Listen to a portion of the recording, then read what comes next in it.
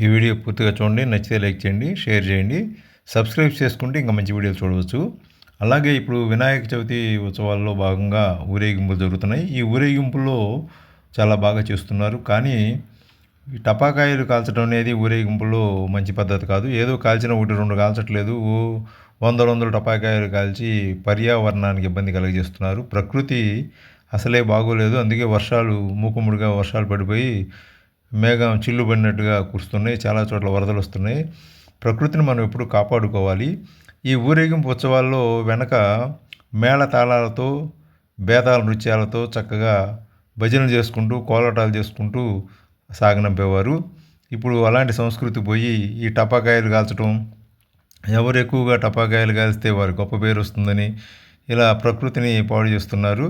అలా చేయకుండా ఇక నుంచి మేళతాళాలతో, బేతాళ నృత్యాలతో చక్కటి మన సంస్కృతితో తీసుకెళ్తే బాగుంటుందని ఆశిస్తున్నాను. అలా చేసుకుందాం.